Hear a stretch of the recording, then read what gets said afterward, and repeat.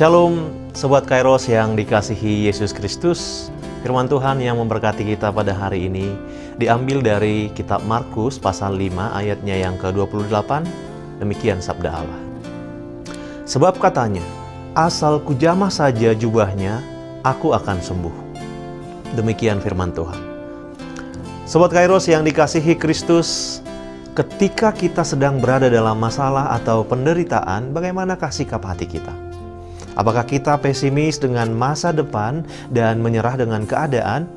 Atau memiliki iman pengharapan bahwa kehidupan pada waktunya akan dipulihkan?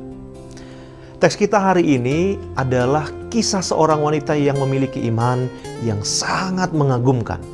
Sangat mengagumkan hingga kisahnya dimasukkan ke dalam Alkitab di 3 tempat yang berbeda, yaitu Matius 9 ayat 20-22, Markus 5 ayat 25-34, dan Lukas 8 ayat 43-48. Di sana diceritakan ada seorang wanita yang sudah mengalami sakit penyakit selama 12 tahun. Tentu 12 tahun bukanlah waktu yang singkat.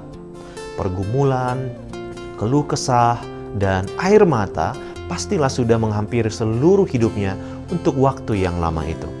Maka sudah pasti tidak gampang untuk menjalani kehidupan yang berat seperti wanita ini, apalagi dalam kondisi yang lama. Kalau kita membaca seluruh bagian firman Tuhan hari ini, setidaknya ada 3 situasi yang dialami oleh wanita itu. Yang pertama, ia mengalami penderitaan fisik atas sakit yang telah menahun. Yang kedua, wanita ini mengalami krisis keuangan ataupun krisis ekonomi karena semua hartanya telah habis terjual untuk biaya pengobatannya. Hal yang ketiga yang membuat kita semakin miris adalah dia mengalami apa yang disebut stigma negatif pada masa itu. Imamat 15 ayat 19 mengatakan, jika seorang wanita yang mengalami pendarahan, maka dia dianggap najis selama ia mengalami pendarahan itu. Maka dapat kita bayangkan bagaimana kondisi rohani wanita ini.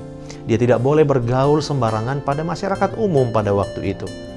Kalau kondisinya dalam keadaan najis, maka ia pun tidak boleh sembarangan datang ke bait Allah pada masa itu. Namun, walaupun begitu sulit yang dialaminya, hal itu pula lah yang membuat kita terkagum-kagum. Justru wanita ini mampu melewati masa-masa sulit dalam kehidupannya. Sobat Kairos yang dikasihi Kristus, lalu apa yang kita pelajari dari kisah hidup wanita ini? Yang pertama, jangan biarkan hidupmu kehilangan arah. Sekali lagi, jangan biarkan hidupmu kehilangan arah. Kisah dalam teks hari ini telah memberikan makna yang kuat. Hari berganti hari, minggu berganti minggu, bulan berganti bulan, tahun berganti tahun, meski kehidupannya mengalami pergumulan yang begitu berat, begitu menyakitkan, namun satu hal yang selalu ada dalam wanita ini, ia tidak pernah berputus asa. Dia telah memberikan pelajaran iman yang luar biasa. Apapun kondisimu, bagaimanapun beratnya bebanmu, maka sekali-kali tidak boleh menyerah, tidak boleh berputus asa. Dan paling utama, tidak boleh engkau kehilangan harapan. Hal kedua, datanglah kepada Yesus. Kita bisa membayangkan betapa lemah dan ringkihnya dia. Namun, wanita ini berupaya menyeruak maju untuk mendekati Yesus. Fokus hidupnya tertuju hanya kepada Yesus. Kondisi fisiknya boleh lemah, badannya boleh tidak kuat, tetapi tidak menghalangi dia untuk terus maju dan melangkah kepada Yesus. Maka dari sana kita belajar bagaimanapun rumitnya kondisi hidupmu, bagaimana beratnya pun kondisi keadaanmu, bagaimanapun lemahnya engkau hari ini, hal penting yang kita pelajari adalah tidak boleh keadaan yang seperti itu menghalangimu untuk datang mendekat kepada Yesus. Fokusmu harus tetap tertuju kepada Tuhan. Kesulitan ekonomi, persoalan sakit, penyakit, pergumulan hidupmu tidak boleh menghalangimu untuk datang semakin mendekat kepada Yesus. Yang ketiga, milikilah keyakinan iman yang tinggi. Luar biasa iman dari wanita ini. Walaupun kita tidak tahu siapa namanya, badannya boleh sakit, kondisi keuangannya boleh morat-marit, bahkan ia dikucilkan, tetapi imannya tidak pernah pudar. Ketika ia mendengar Yesus datang, ia berusaha mendekati Yesus dan berkata, "Asal kujamah saja jubahnya, aku pasti sembuh." Hal itu menjadi teladan bagi kita. Apapun kondisi kita, bagaimanapun sulitnya hidup kita, maka jangan membuat iman kita loyo, jangan membuat iman kita pudar dan akhirnya mati, tetapi milikilah keyakinan iman yang tinggi. Yang keempat, percaya hal baik Tuhan siapkan bagi orang percaya.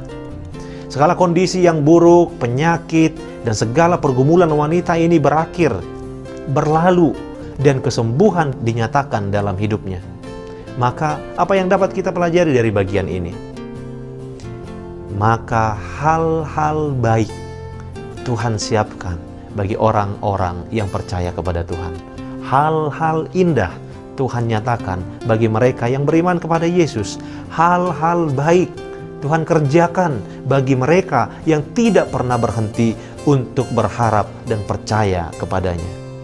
Sobat Kairos yang dikasihi Tuhan, maka jika Tuhan sanggup memulihkan keadaan wanita ini, Tuhan sanggup menyembuhkan segala penyakitnya, Tuhan sanggup memulihkan keadaan hidupnya, Tuhan membuat segala sesuatu indah pada waktunya, maka Tuhan yang sama akan sanggup melakukannya untuk kita.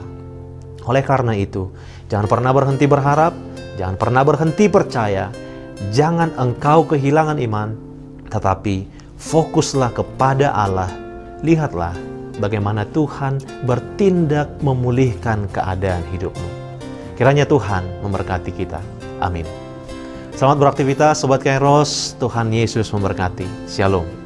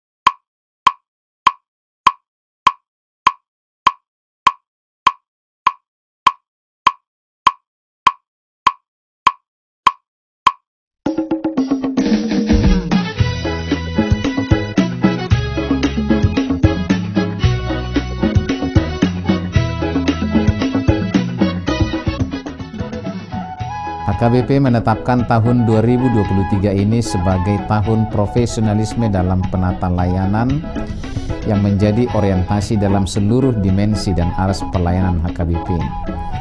Orientasi pelayanan ini adalah sebagai upaya menunaikan panggilan gereja secara profesional dengan terang tema, "Kerjakanlah keselamatanmu dengan takut dan gentar" dari Filipi 2 ayat 12, dan subtema mewujudkan penata layanan Hajuara Bagason yang profesional di tengah-tengah gereja dan masyarakat demi pelayanan jemaat dan penata layanan keuangan untuk menjadi gereja lebih mandiri, berkeadilan, bersukacita, dan meneladani Kristus.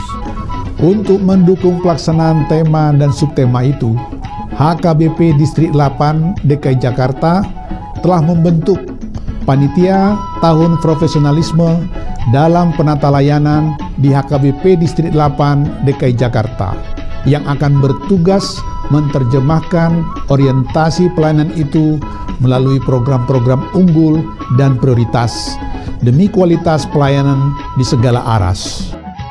Program unggulan dan prioritas didesain dalam bentuk pembinaan, pelatihan, pendampingan, hingga penguatan bagi para pelayan tahbisan, pelayan non-tahbisan, dan seluruh warga jemaat. Sehingga melalui program tersebut, akan tercipta penata layanan menuju aktivitas gereja yang kokoh dan solid melaksanakan tugas panggilannya dalam dimensi koinonia, marturia, dan diakonia yang penuh dedikasi dan tanggung jawab. Profesionalisme dalam penata layanan bukan hanya menyangkut kemampuan tata kelola dan manajemen administrasi dan keuangan, namun juga akan menyasar penguatan interaksi dan relasi yang saling peduli dan saling melayani di tengah kehidupan warga HKBP.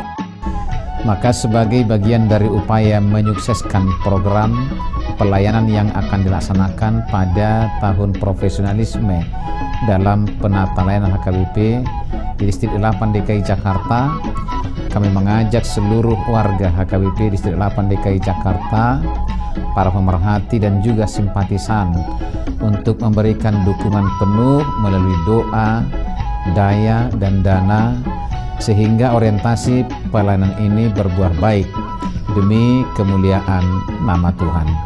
Tuhan Yesus memberkati kita semuanya.